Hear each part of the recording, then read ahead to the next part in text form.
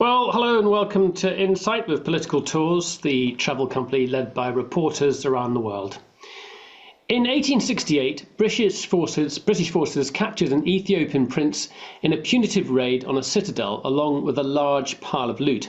The boy was sent to Rugby School and Sandhurst, and the plunder ended up in Britain's museums.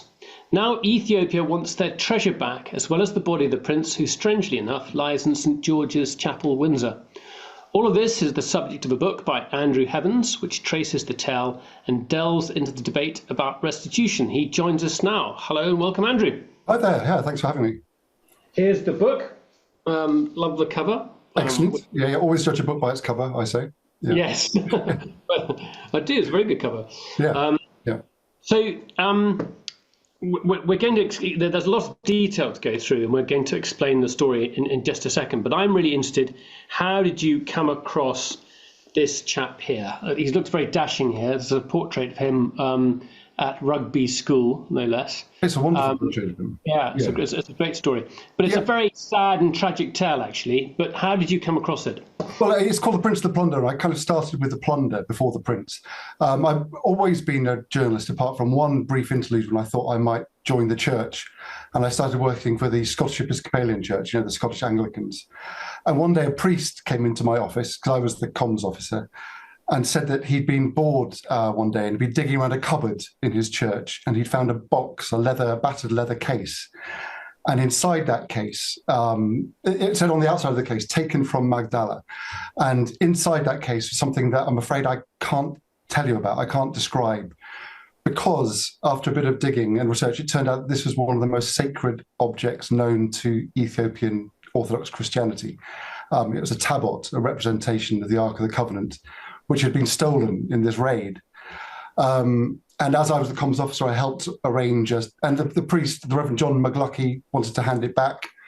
So I helped him organise. When was this? This is around 2000, 2001. When, if anything... And that was in his instinct straight away was... Yeah, him and his congregation. There was no big debate. It was basically like they'd picked up a wallet in the street. It wasn't theirs. They felt they ought to return it.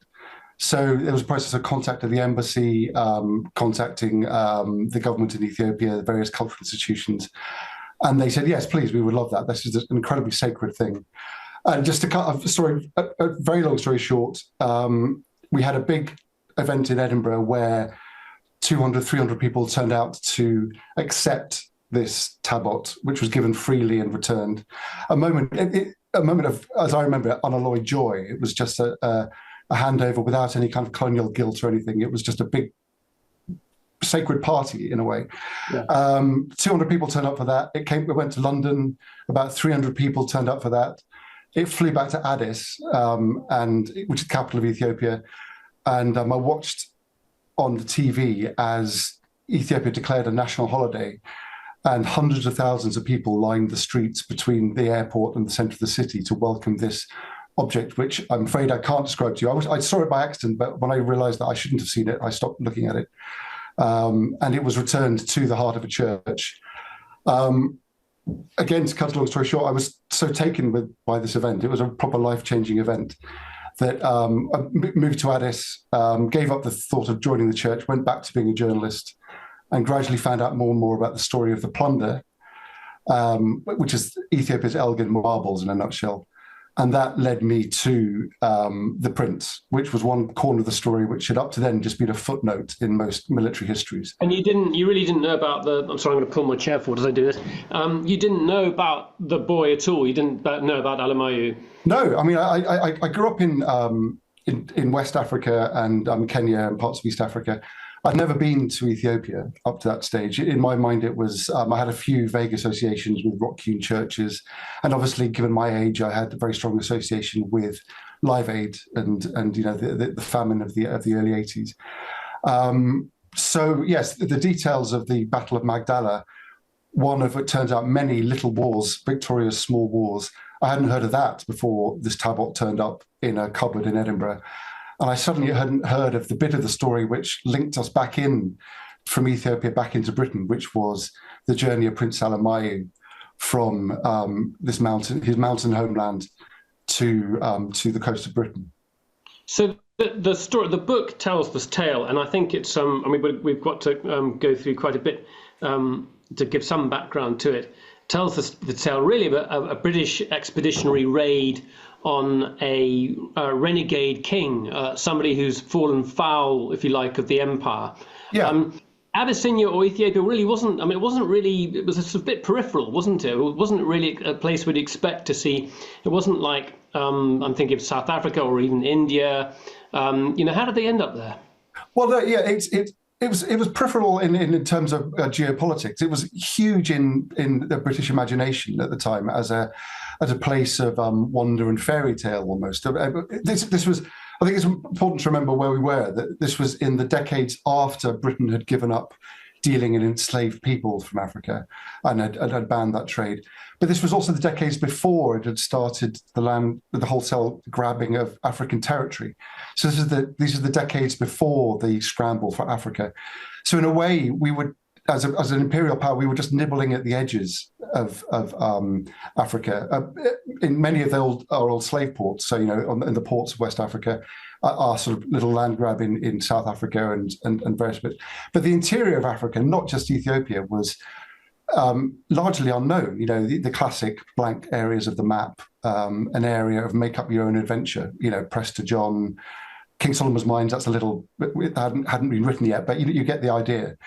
So what we were doing at that stage was sending our oddballs and our missionaries and our adventurers and our elephant hunters and our third sons looking for things to do into these, like they were just setting off on their own back into the interior of Africa, dreaming big dreams, loaded with all sorts of misapprehensions and fairy tales. I'm including here the story of Prince Rasselas, big bestseller of the time. And that happened. So we had a random collection of, a small but random collection of Europeans that had climbed up into the mountain empire of Ethiopia, Abyssinia, looking for adventure. And a couple of them, Walter Plowden and John Bell, big, tall, towering young men from Britain and Malta, fell in with, after a few twists and turns, with this growing power in Ethiopia, a man who set himself as Emperor Theodros II. And in the early stages, we're talking about a bromance, a love affair, a total meeting of minds, that these two Brits and a few other Brits saw a great future of endless romance, of black Arthurian, African Arthurian adventure. It's a long and twisty tale, but let's just say, as things do, dear boy, events got in the way. People died. People were killed by accident. So Bell and Plowden die on a raid, which is led by one of Tewodros's rivals. Yeah, and he's hoping that their replacements are going to be as good as Bell and Plowden, and they're not. No. Then they were the A team, and here comes the B team of Britain's government suddenly waking up to the fact that some of their Brits have got killed in an awkward way. So we need to send some more sort of standard, sensible diplomats in. And they come in with that rule book and their own eccentricities. Constable Cameron is someone I'm just digging into more and more. He's a fascinating guy, but he was no big, powerful, empire adventurer.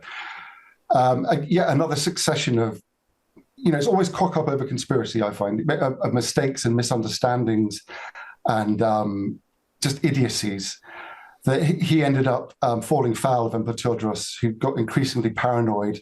There's a whole political backstory about why he might be paranoid. But Tewodros is basically hoping that the Great White Queen is going to befriend him, because he recognises that she's a power. And he's got these terrible Turks to the north. Yeah. Well, he's Muslims, and he's thinking the Queen's going to support him. And he's Orthodox Christian, of course. Yeah. He is a great Christian power in that part of Africa. He's looking around himself for his equals, and he sees Queen Victoria as his equal Christian power. So he's hoping for a great alliance, but that all collapses. And due to a very long series of misunderstandings, which we really haven't got time for, he gets more and more paranoid, and he ends up one by one locking up, effectively imprisoning all these oddball Europeans who are there for their own reasons. And one by one, he brings them to his mountain fortress of Magdala, some of them in ankle chains, and leaves them there as he goes around fighting his fights. I still see him as very much as an African King Arthur. He was living in that world of lances and great sweeping armies, but facing off against his rival princes. But if in doubt, lock him up was his attitude. Yeah, and I think he had some idea that he could maybe use them as leverage, so that maybe Victoria would send him some A-listers rather than these idiot B-listers that she'd sent up to then. He obviously hadn't calculated that Britain had just gone through a whole load of humiliations, including the Indian Mutiny, and was very careful of its status and could not take this insult of what it saw as a sort of some kind of African despot locking up its consul. So to avoid humiliation and to keep up its status in the eyes of India and the other powers that were looking on, it decided to basically overwhelming might send in a massive military mission to show who was boss and to free its consul and the other missionaries and random Europeans who were there. And that's what they do. And I mean, it's a significant number of them. And they crushed the Ethiopian force. And Tewodros is there, or I don't know how to pronounce his name, but it's Tewodros. Tewodros is good, yeah. Tewodros. Yeah. The Brits call him Theodorus or Theodore. Yeah. And he puts a gun to his head. I don't want to give away too much of the story because I think people read the book. But anyway, we go there and we not only seize everything he's got, we take his wife and his son. And that's a very strange. I mean, that there was, he had a wish there, didn't he, Tewodros? He had he wanted his son to be looked after. He was worried about him. Yeah. I mean, remember, this is back in the good old days of Arthurian alliances, and he wanted an equal Abyssinian, Ethiopian, British, Christian alliance to take on the Turks as he saw them and retake Jerusalem as he wanted to, and all these kind of big, sweeping, crusading, heroic gestures. So he had several times said that it'd be great if you could take my sons to Britain, with the idea of educate them and then send them back as ready to rule, ready to take over in my place, or if anything happens to me, take them in and educate them and take them back. So it wasn't with the plunder. It was a straight grab, and in this case, it had a particular different edge to it. The British Museum actually sent their own guy along with the soldiers, so it wasn't just soldiers picking stuff up in the heat of battle. They had a guy with a notebook hovering around on the battlefield picking up stuff. And he did, and he took it back. With Alamayu and the Queen, it wasn't a case of kidnapping or theft. It was, again, remember, a cock-up over conspiracy. The British had wiped the floor with the troops and had burnt his fortress to the ground. And as the ashes cleared and as the dust settled, they found this young woman, 20-something, Queen Terawak as well, and this little boy, 6-year-old boy, Alamayu, in the wreckage, which left them with the dilemma of what do we do? We've wiped out Tewodros. His enemies are closing in. We can't just leave this little boy and this woman, to the mercy of his enemies. So they had this idea that we'll get them off the scene of the crime, and we'll get them away from the battlefield. And this was we weren't interested in imperial land grabs. We wanted to get out of there as quickly as possible. So it was a high-speed dash out of Ethiopia now. We'd freed the captives, not one of them killed. We'd got all this treasure. We'd defeated this massive army with, our own losses in single figures. I say our, I wasn't there, it wasn't me, but our as in the Brits.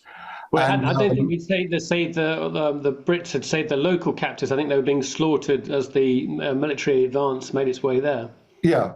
But a lot of the local, Tewodros had a massive. He was temperamental and increasingly violent, and there had been a massacre of the Ethiopian captives on his mountain fortress just before the Brits turned up. But there was this huge momentum to get out of Ethiopia as quickly as possible. We'd had enough of these entanglements, and basically Tewodros, Alamayu and his mum were picked up in the chaos and melee of a British military manoeuvre and carried along with them. I haven't found any evidence of a big plot to to steal a boy and steal a young woman. It was more that they were picked up in a vague sort of, we've got to get them out of here. We can't leave them to be massacred at this precise moment. And then looked around themselves and found that they were still with them as they rushed out of the country in a matter of weeks and in a month or so. And there was a huge amount of interest in him, and obviously there were correspondents covering this raid, and then even before he gets back to Britain, people know about him. There are photographs and illustrations of him in the British press. Well, this is one of the amazing things. When I first saw this, I had this vague feeling that this was a long time ago. This was a history book. This is a story of history. And then you realise that this was a military campaign with a pack of embedded war correspondents, with a photographic unit, with which reeled out its telegraph wire as it had advanced. So it was having regular dispatches. Henry Morton Stanley was there as a correspondent for a New York newspaper, sending back near live reports. A matter of days, getting stuff into the New York newspapers, the London newspapers. And it was a hugely well-documented campaign. It's uncanny to see photographs and sketches, which are as good as photographs, live from the campaign, which got back to Britain before the troops.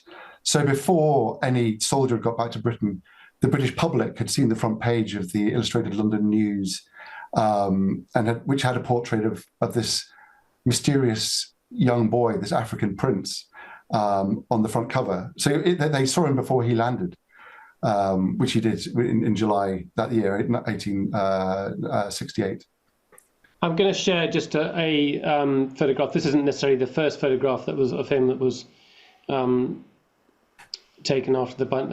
Have you got? Oh no, I got the wrong thing there. Sorry about that. Well, that's on his way back. Yeah. Yeah. There we go. Yeah, on his way back. That's it. Yeah. Yes. Yeah.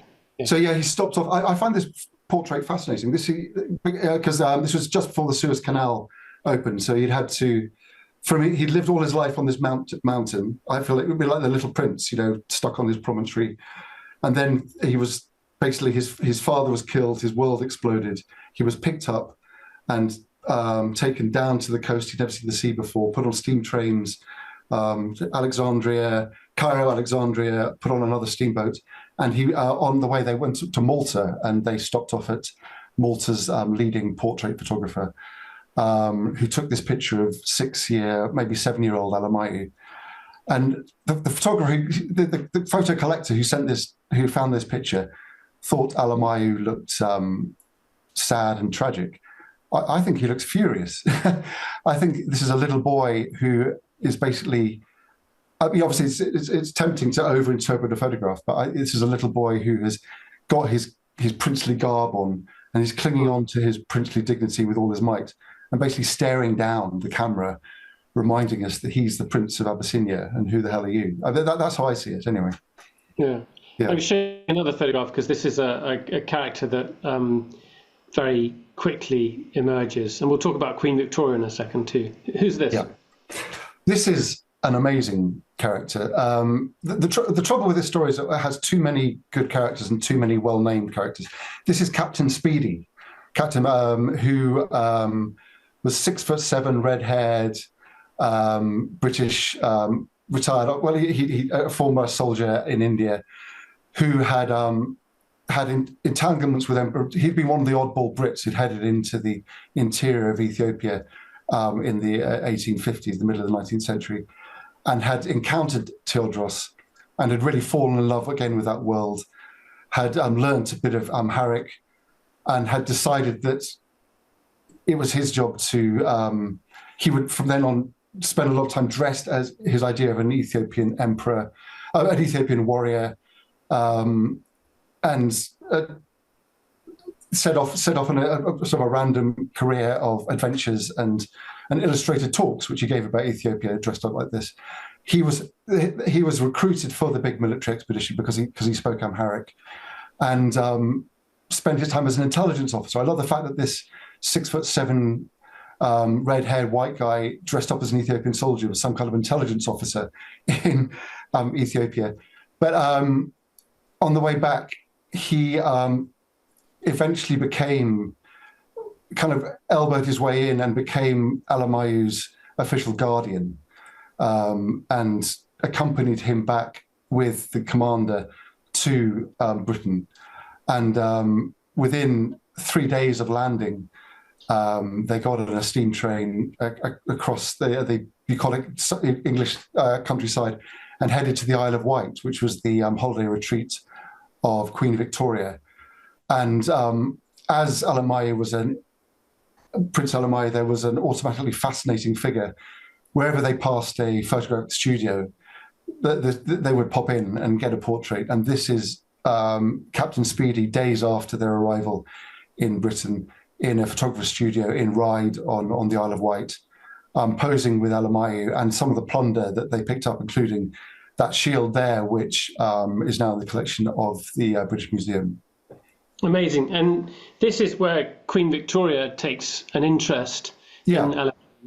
And because we've got, we will have to get questions from people too. We will have to cut some of the story short. But why was she so taken by him? And can you talk about, there becomes a tussle. She becomes a patron to him, but the Treasury and the government have got other ideas and very sort of fixed Victorian ideas. And Speedy's also attached to his charge and would actually quite like to be there to look after him. But other people have got other plans.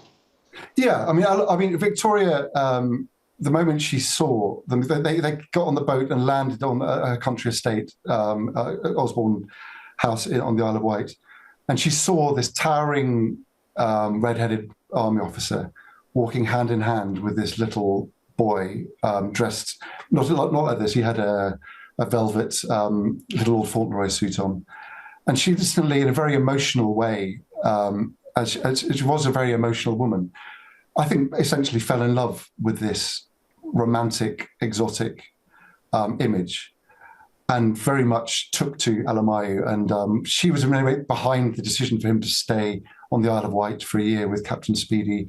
And she gave him presents and had him round for tea and gave him peaches and gave him presents, about 10 times that year. So she had this very emotional attachment to him in a way that she kind of adopted lots of children from the far-flung areas that her empire reached, almost reached. It never reached Ethiopia.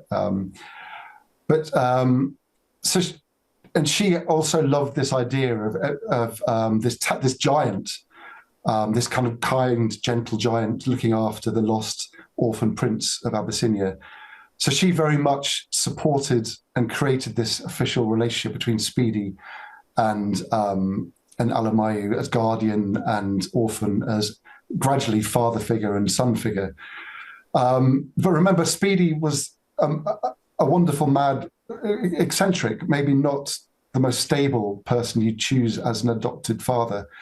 He was restless and ambitious and moved and was endlessly moving around, taking Alamaye with him on his adventures. And they didn't stay in Britain long. I don't want to go into the story, but they went as far afield as India, Penang, Singapore. And the government suddenly realized that they were paying the bills for this adventurer and his exotic charge, and without necessarily guaranteeing a decent education for a young boy. So there was this fascinating clash of cultures where essentially the Chancellor of the day, Robert Lowe, and the various government departments who suddenly realized they were paying out all this money, suddenly turned on the Victorian standards and said, this is irresponsible. We're basically funding an adventurer and ignoring our responsibilities to this little boy. So in a great Victorian paternalistic way, they dragged him back. They intervened in Alamaye's life again.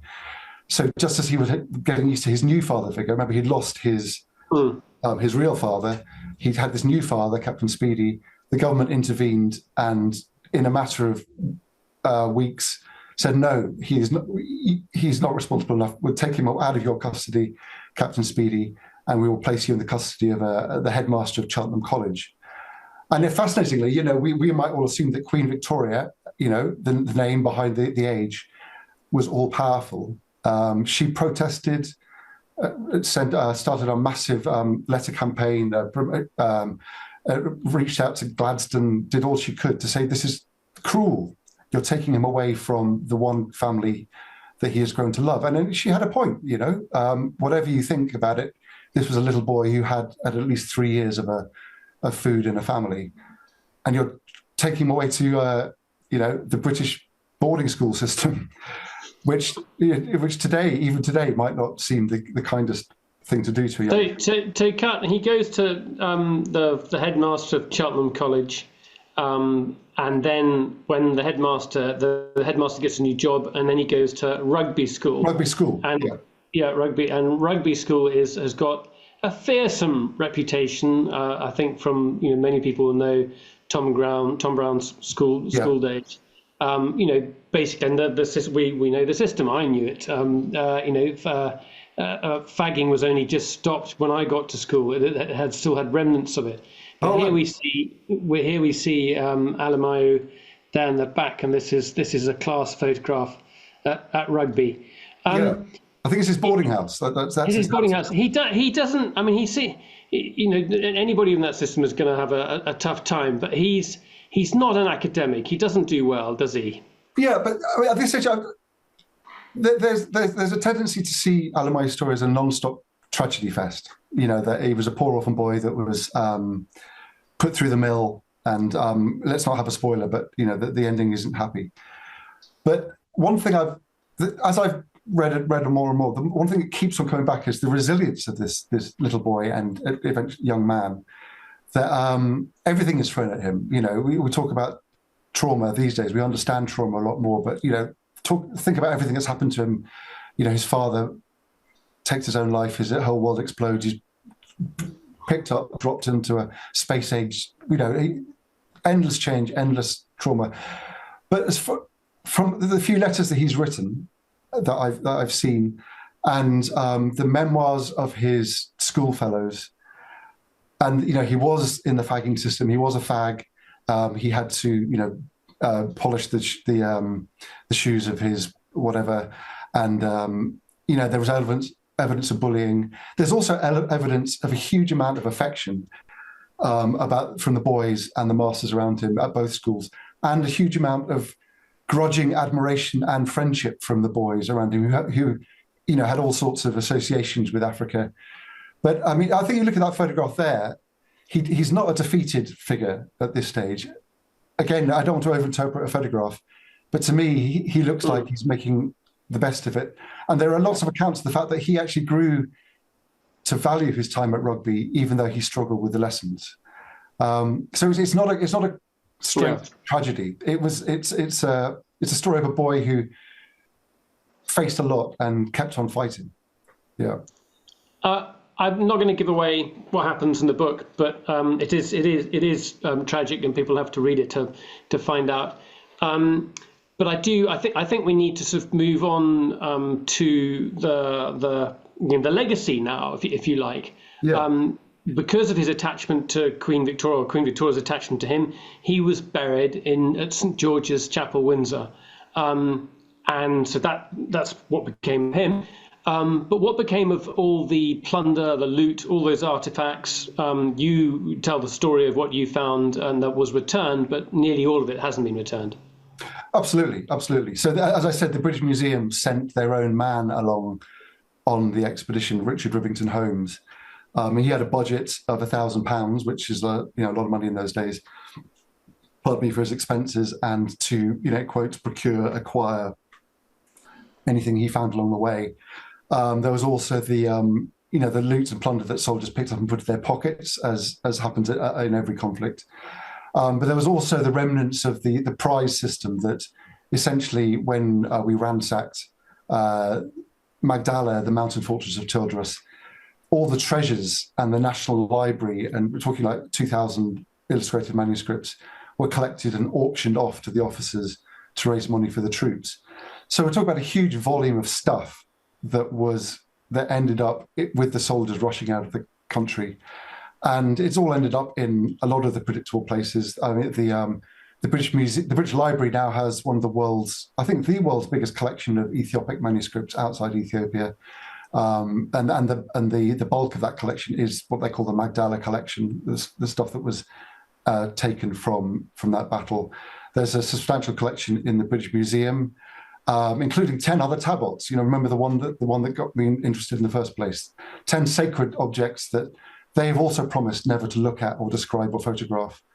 But because they don't want to get caught up in the question of returning everything, they're also declining to return them. So these 10 tablets are locked in a room in the museum.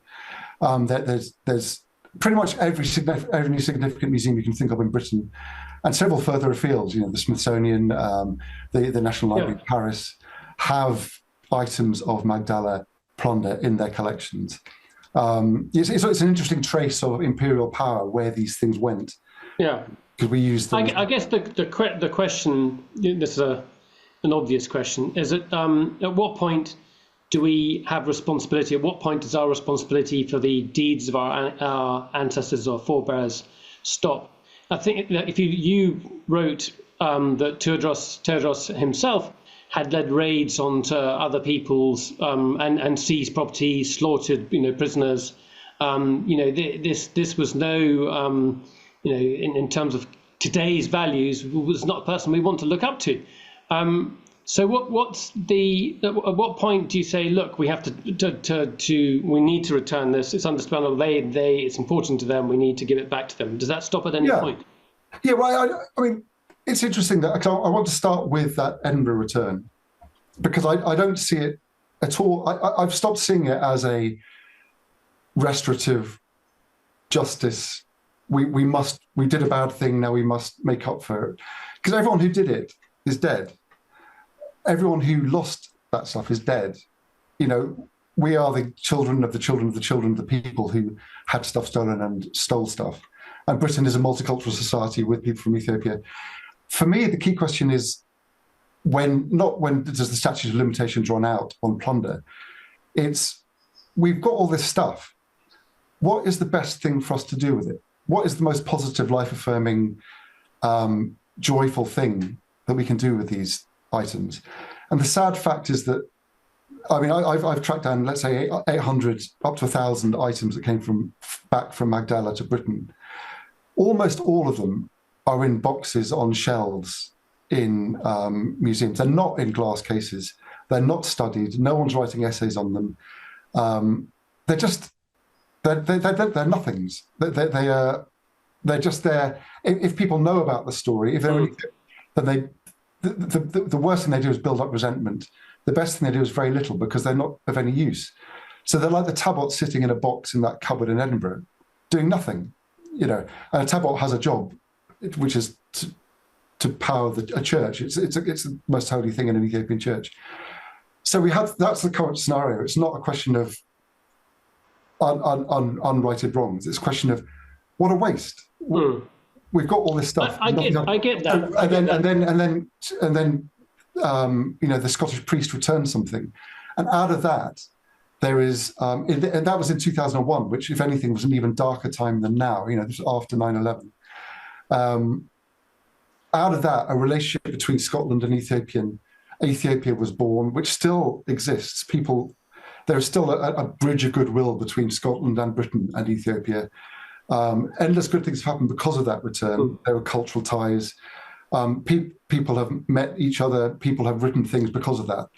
So from a thing in a box that was doing nothing, the act of free return without a sense of justice or reparation or anger or colonial guilt, simply as a gesture from one 21st century person to another 21st century person, seems to be a much more exciting and beneficial and joyful thing to do with all this stuff that we have in boxes. Yeah, and I think I like your point about what's the best way to share this. This is a product of it's culturally enriching, and certainly in Ethiopia it's highly valued, and the world wants to see it.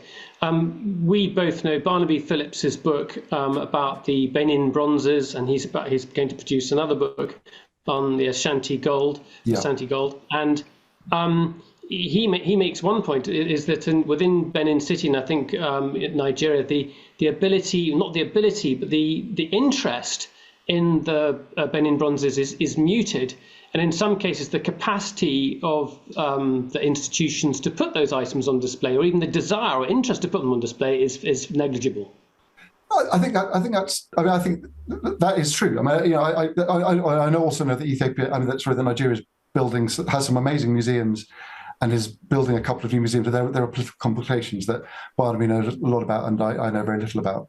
And this is the same situation in Ethiopia. I mean, although I must say that one of my favourite museums in the world, and this is not me being all woke, my favourite museum in the world is the Institute of Ethiopian Studies in Addis Ababa University. It's a wonderful museum which has some Magdala loot in it. So you're right. I mean, it's interesting that a lot of these campaigns are driven by diaspora communities. So, the big emotive appeals for returns often comes with communities within Britain. And I have come across a few cases where the wheel has turned so much that museums are actually volunteering to give things back.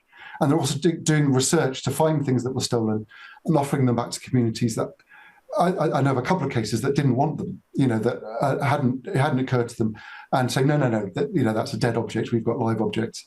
So it's, in a way, a straight return, a washing of the hands can be, is not always the best thing. I mean, in the case of the return of this tablet, look it up on the internet, look, there's footage of the return. There's no doubt that act of return was a significant return that was celebrated more in Ethiopia than it was in Britain. But I can accept that the whole-scale return of all the Magdala loots may not have a ready home automatically, although there is an active campaign within Ethiopia. But what I'm saying is that a return may not be the only thing to do. For example, take Alamayu's body. There is an active campaign from the Ethiopian government and successive Ethiopian governments for Britain to return Alamayu's remains from the catacombs outside St George's Chapel to Ethiopia. And I mention them in my book. And it's been fascinating that since the book's come out, I've been approached by some Ethiopians who say, absolutely done right, we want Alamayu back home, that's where he should be. I've also been approached by a number of Ethiopians who say, I don't think he should come back. First of all, who knows what political ructions his return might cause. There are competing forces in Ethiopia at the moment, and he's from different communities. Also, there are Ethiopians in Britain. There are people, the Rastafarian community have a deep emotional tie via Haile Selassie to Ethiopia, to Britain. For some of the people I spoke to there, they say that they've been to Alamayu's monument in Windsor Castle and find it hugely touching that in a way he's there representing someone who was Ethiopian and between Ethiopian and British. In a way, he's there for them. So there are so many different ways of thinking about it. I think how just on that point, how has the palace responded to those requests? I mean, they have responded, haven't they? Yeah, I mean, I think my gut feeling is that there's a lot of warm, good feeling from the royal household. That if you took looking at someone like King Charles, he had a different approach to this maybe than his mother, and obviously through his Greek heritage has a very strong interest in the Orthodox Church. This is me. I haven't interviewed King Charles, so but the sort of vibes I'm getting are that this is not a straight slamming of doors. And there is another tablet, for example, in Westminster Abbey, which is a royal peculiar church, and which has recently said that it is interested in theory in returning its tablet. And that can only have happened through some kind of...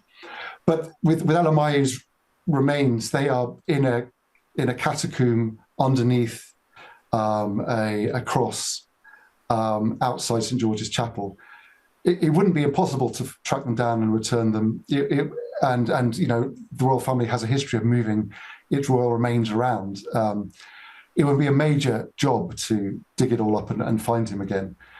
And I've just been struck that from the number of Ethiopians who, interestingly, anonymously have got in touch saying maybe he should stay where he is, there's a real interesting conversation to be had beyond straight black and white Elgin marbles. Give him back to us. And I bet that in the next year, the next decade, the royal family will be open to that kind of conversation. Although, again, I haven't spoken to them. Yeah. Yeah. I'm gonna share another image here. This is fascinating. This is probably not representative of the debate about the loot, the stolen loot, the plunder. This is a piece of art that was taken at Magdala, but it's got a different provenance. And just tell us a bit about that, because this is fascinating, and the journey that it's been through says a lot. Well, this is an amazing story, and really I'm going to have to miss out most of it just to get it in. But so Ethiopia has had over the centuries, had a long relationship with Europe, way before Britain was an empire or anything worth talking about. And, there were Jesuit missionaries coming in, searching for Prester John. And at some stage, this Renaissance portrait of Christ. Just describe what we're looking at in case there are people who can't, so just listening. It's a portrait of Christ. This is a section of it, a portrait of Christ with the crown of thorns, and the full portrait shows him holding his hands, and it's a stunningly beautiful icon of Christ, which was brought in. The origins of it in Ethiopia are mysterious, but it has been there for centuries, and was taken in by the successive emperors, who traced their lineage back to Solomon and the Queen of Sheba. And where do we think it's from? Where do we think it dates from? Well, that is contested, but there's there are claims of it from Portugal and from Belgium, from the Flanders school. At some stage, a Catholic missionary, 15-something, brought it into Ethiopia in some kind of missionary, evangelical, diplomatic mission or gesture, or maybe painted it there. It really is almost a matter of myth and legend how it got to Ethiopia. The fascinating thing is that this European masterpiece, let's just be vague enough to say that, was then taken up by a succession of Ethiopian emperors and accumulated more and more significance. There are stories of it being used to lead battles into army, as a sort of a figurehead again with Ethiopian troops. It was used by people to swear allegiance to the emperor.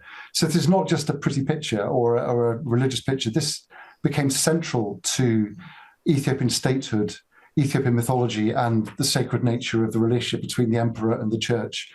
And if you go to Ethiopia now, you'll see this image repeated again and again and again in Ethiopian art.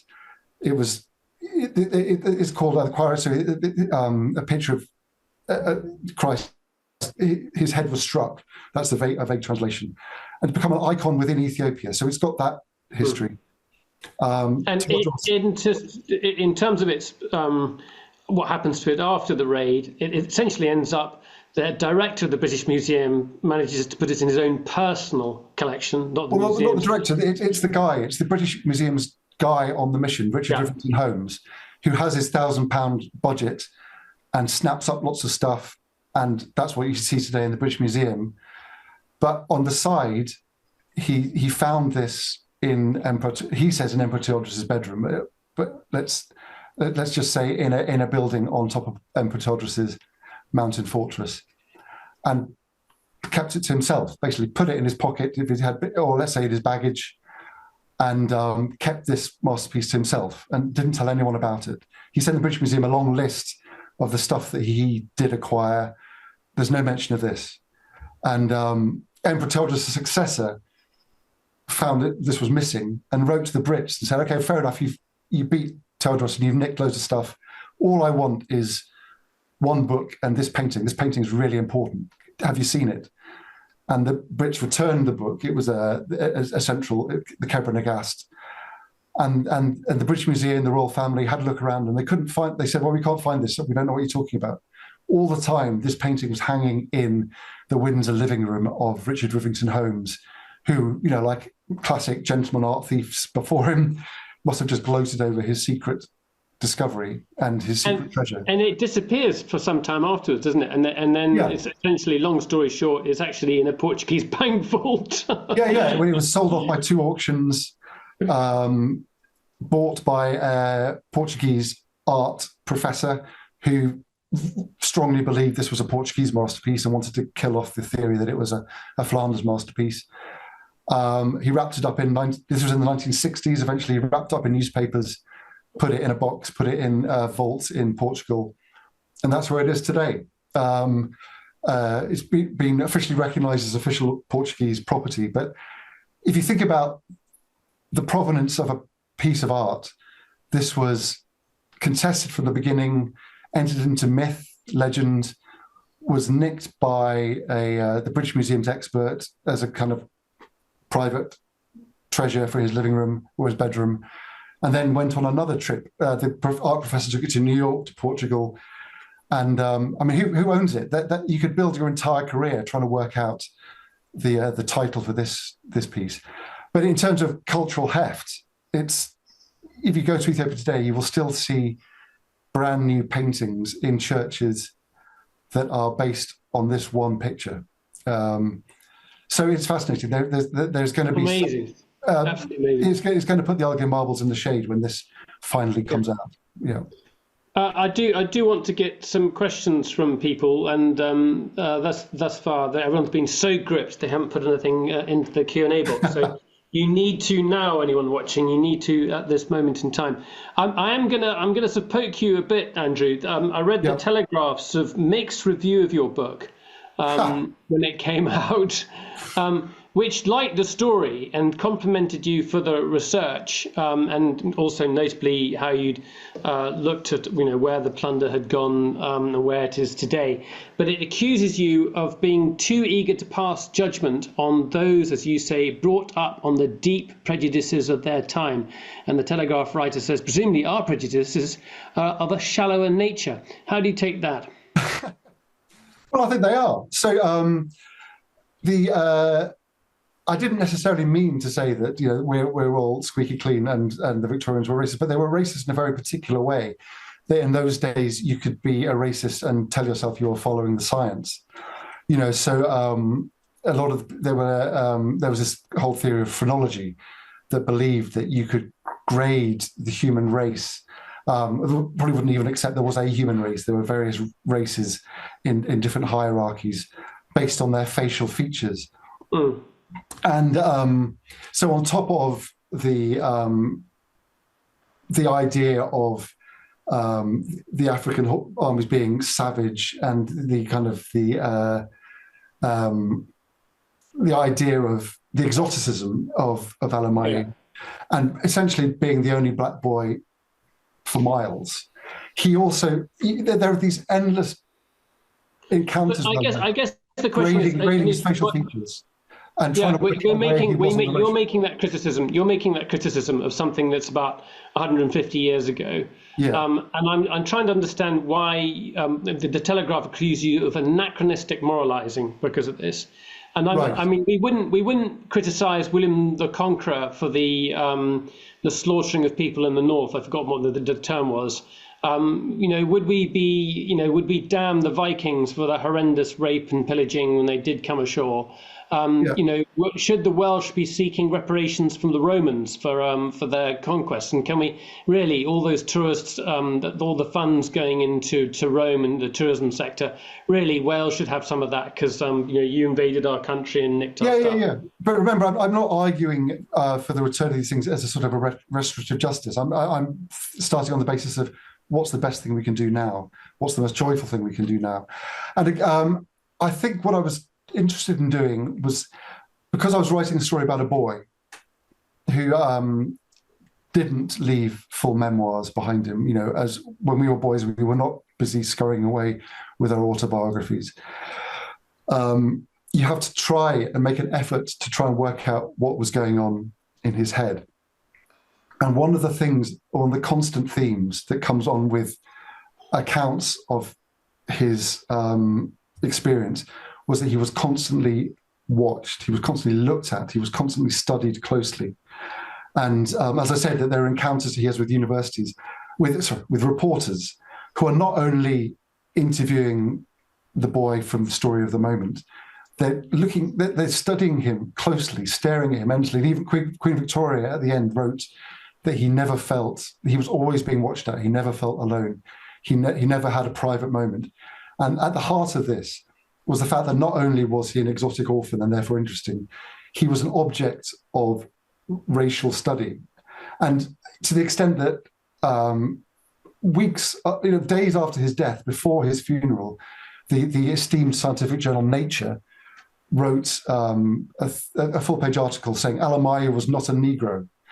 And their main factors, they wanted to point out that on this scale of racial hierarchy, Alamayu wasn't at the bottom. He was almost one of us. So I think that the world that Alamayu encountered was different from the way that people are racist today. And I think it was worth describing that. In terms of judgment, I hope that there aren't any bad. One of the interesting things is that I started thinking, well, there will be some goodies and some baddies in this story. It's always good to have goodies and baddies in stories. As I've gone on, I've found that I liked everyone. That they're not just as in a liberal thing. I can see good things in everyone, as in this is a story about tragic events and good intentions gone bad rather than baddies. And I don't think the book judges them or criticizes anyone, actually. I think it does its best to try and understand exactly the sort of the flavor of racism at the time.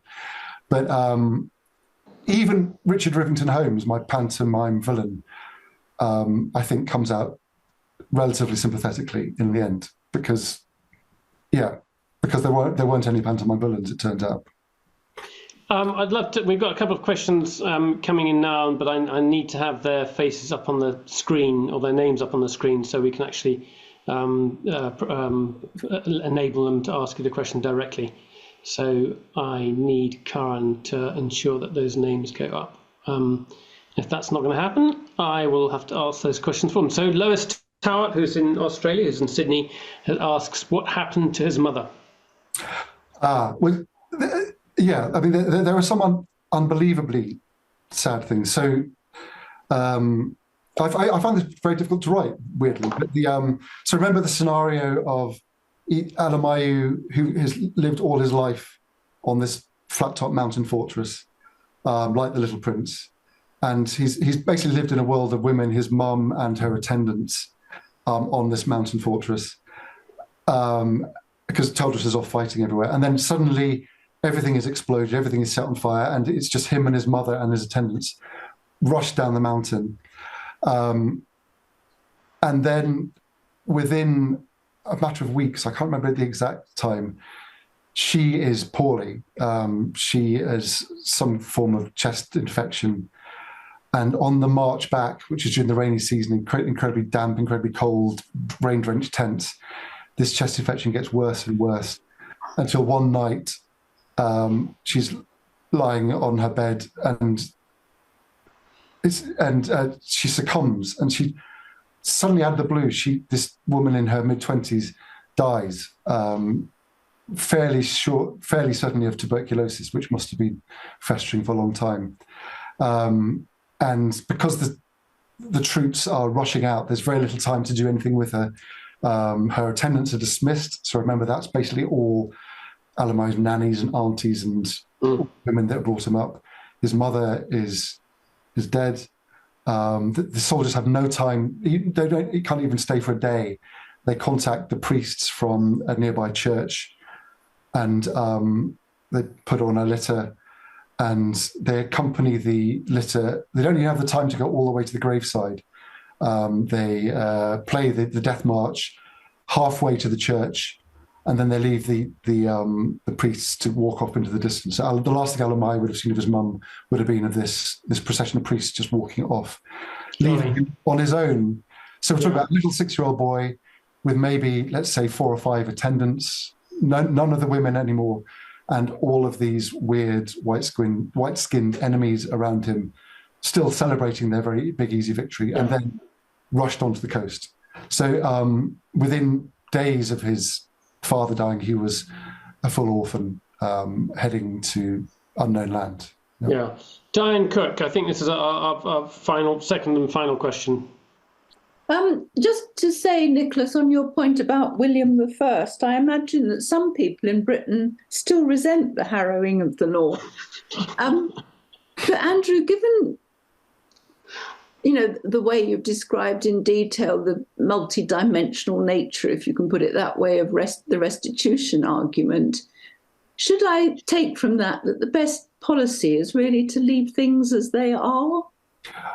I think not. I think the best policy is to think of engage. It's for me that the pattern is still the Scottish priest, the Reverend. I'd say that everyone's got good names. He's the Reverend John McLuckie, and he was lucky enough to find this treasure in his cupboard, and he engaged and he found something imaginative to do with this tabard, which was to forge a link between the Scottish Anglicans and the Ethiopian Orthodox Church, which still exists today, and to kick off like several weeks of celebrations and form this cultural link.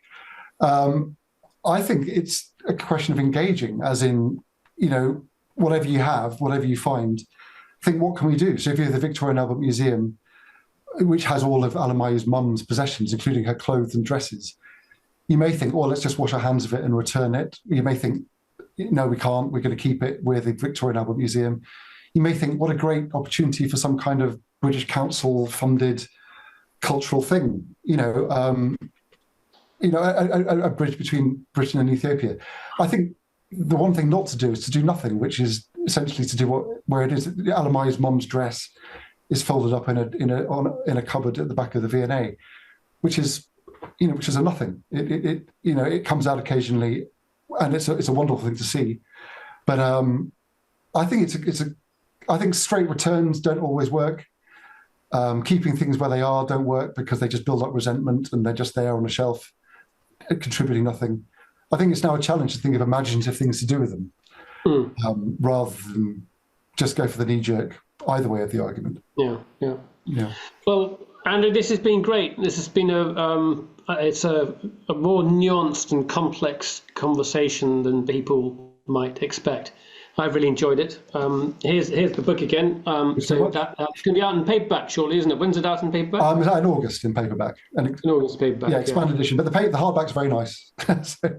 Yeah, and what we're going to do, and this is already sort of rolling. We're organising a tour this autumn. We haven't fixed the dates yet, and I'm hoping Andrew's going to be there too. We're going to look at the issue of restitution of art and artefacts taken during our imperial times. Barnaby Phillips is closely involved, so we'll be looking at the Benin bronzes, and we'll be looking also at what was seized at Magdala as well. I'm very much hoping that we can get to speak to Andrew for that as well. Brilliant. Great. Well, listen, thank you very much indeed. It's been a really good talk. Thank you very much indeed, Andrew.